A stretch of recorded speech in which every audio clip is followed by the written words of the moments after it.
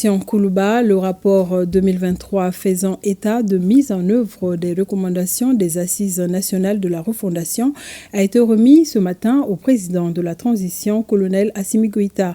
Le document de 84 pages est présenté par le coordinateur général du comité de suivi-évaluation des recommandations des ANR. Il détaille point par point les réalisations par rapport aux réformes des doléances formulées par le peuple lors des assises. Sur 55 recommandations prioritaires, 20 ont été réalisées comme la Constitution et la relecture de la loi fondamentale. Quelques tares sont à corriger. Le point avec Sira Batili. L'impératif de redevance au peuple. Après l'expression des Mali nouveaux sur papier, sa mise en œuvre s'évalue. Un exercice annuel confié par le président de la transition, colonel Assimi Goïta, au comité de suivi-évaluation de la mise en œuvre des recommandations des Assises nationales de la refondation. Le rapport 2023 du dit comité, deuxième du genre, est officiellement remis au chef de l'État. Avec ses 84 pages, il fait le point d'exécution des réformes engagées au Mali, comme souhaité par les Assises nationales de la refondation au titre de l'année 2023. Par rapport à l'état de mise en œuvre des recommandations prioritaires au nombre de 55, au 31 décembre 2023, il est heureux de constater que 20 recommandations ont été totalement réalisées, 33 sont en cours de réalisation. S'agissant des recommandations non prioritaires au nombre de 309, à la date du 31 décembre 2023, on note la réalisation de 19 recommandations et on constate que 121 sont en cours de réalisation. Il faut comprendre par recommandations prioritaires celles qui sont urgentes et nécessaires à la refondation. Nous pouvons en citer la Constitution, la relecture de la loi fondamentale, le renforcement des équipements et la formation pour l'armée. Des prouesses pour la mise en route du Mali nouveau, mais aussi des tares à corriger. Le coordinateur général du comité de suivi attire l'attention du chef de l'État sur deux faits. Les renseignements donnés par rapport à la mise en œuvre de certaines recommandations exécutées ou en cours d'exécution souffrent d'identification de leur coût de réalisation.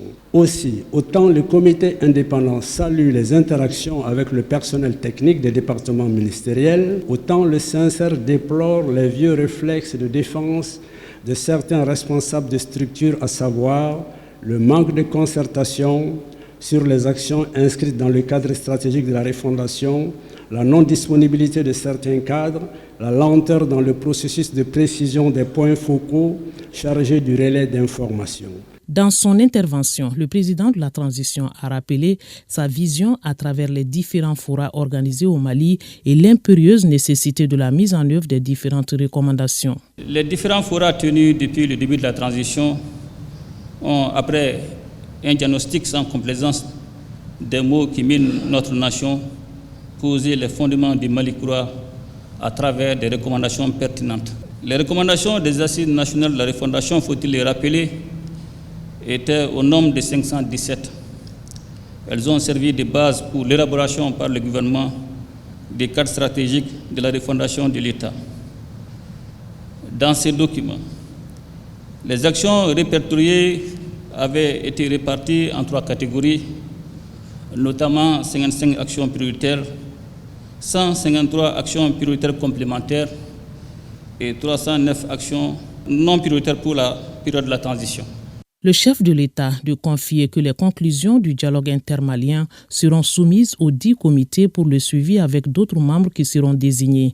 Puisque c'est l'heure de faire le bilan, le colonel Assimi Goïta rappelle sa détermination à suivre la mise en œuvre de ces recommandations avec l'équipe gouvernementale tout en rappelant les acquis.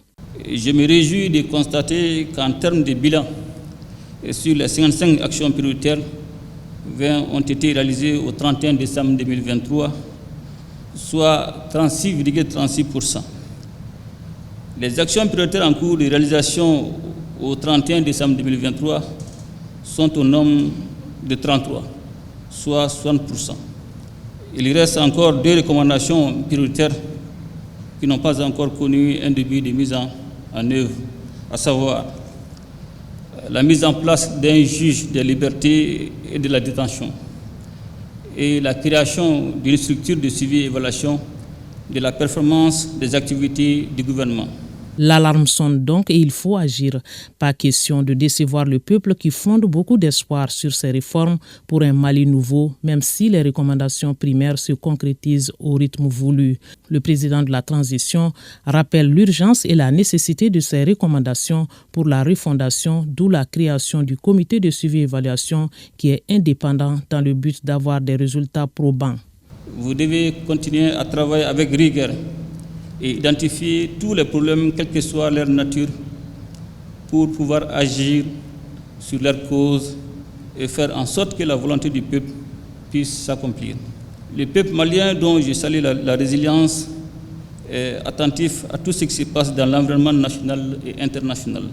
Ce Mali nouveau est celui qui s'inscrit dans une vision fondée sur le respect de la souveraineté de l'État, les choix souverains du peuple et la défense de ses intérêts.